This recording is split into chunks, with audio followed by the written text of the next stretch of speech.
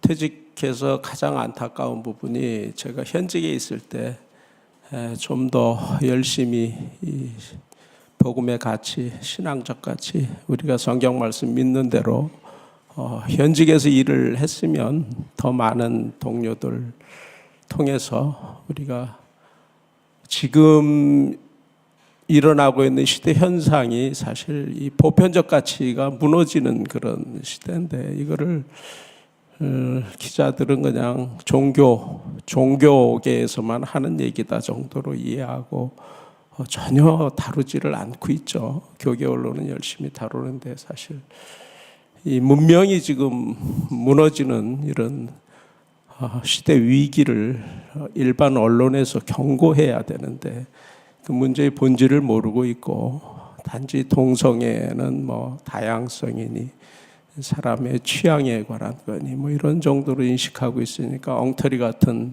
사설도 굉장히 많이 나오고, 이럼에도 누구 하나 그게 잘못됐다고 지적하는 사람은 적고, 또 이렇게 지적을 해도 기자들이 한번 잘못 인식이 된 이런 사고의 흐름이 바뀌질 않아서 정말 회개하는 마음으로 동료들, 언론인들, 현직에 있는 언론인들 깨워내는 것을 목표로 해서 복음 언론인회가 미약하나마 활동하고 있음을 인식을 해주시고, 주변에 친인척이나 지인 가운데 신앙 언론인들이 있으면 저한테 적극적으로 좀 알려주셔서 그분들 깨워서 이 일반 언론에서 이 시대 현상에 대한 정확한 보도를 할 수 있도록 그렇게 해주시면 너무나 고맙겠습니다. 예, 말씀드립니다. 좀 쉽게 말씀드리겠습니다.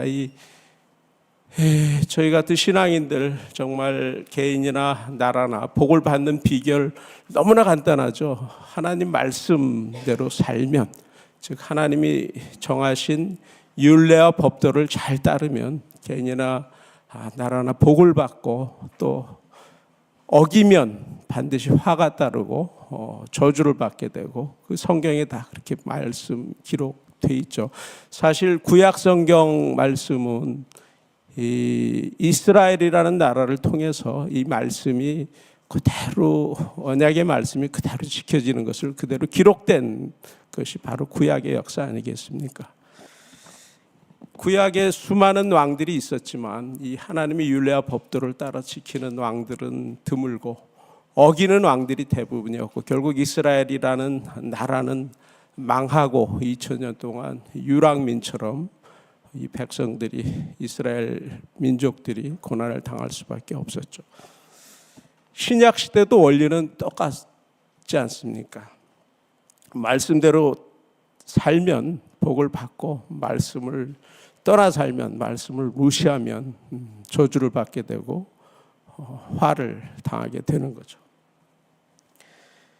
문제는 이제 말씀을 믿어도 말씀대로 살지 않는 우리의 그 연약함이 있지만, 더 나쁜 거는 말씀을 말씀대로 믿지 않는 거죠. 그리고 가장 나쁜 거는 이 말씀을 왜곡해서 해석해서 말씀을 가르치는, 그래서 많은 사람들을 오도하는, 그게 가장 나쁘다고 봅니다.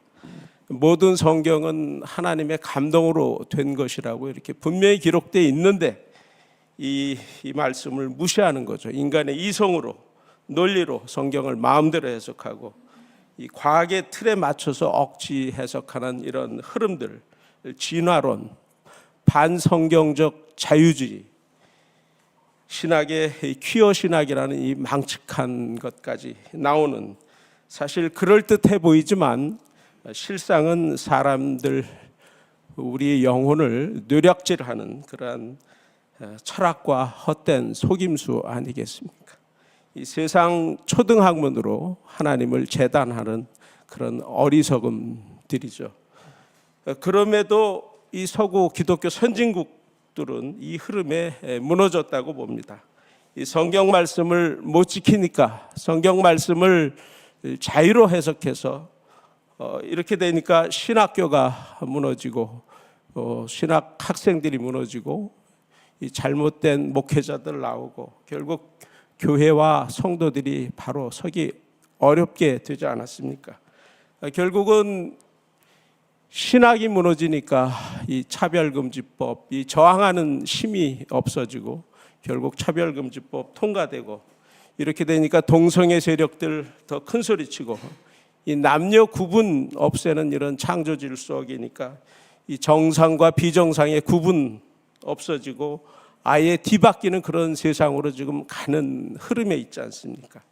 이 극단적인 인본주의와 이 상대주의, 유물론 세상, 기본적인 인간사회의 윤리 도덕도 사라지고 욕망만 중요해지는 이런 세상. 그런데 이것을 다양성이라고 하고 이것을 인권이라고 하고 한국도 이렇게 가야 인권 선진국이 된다고 합니다. 이 국가기관이 그런 흐름에 앞장서고 있고 이를 추진하는 세력들이 너무나 강하죠. 이렇게 이 나라가 가면 되겠습니까? 절대 안 되죠. 다행히도 한국교회는 지난 18년 이상 이 포괄적 차별금지법 막아냈습니다. 성혁명운동 저지하고 있습니다.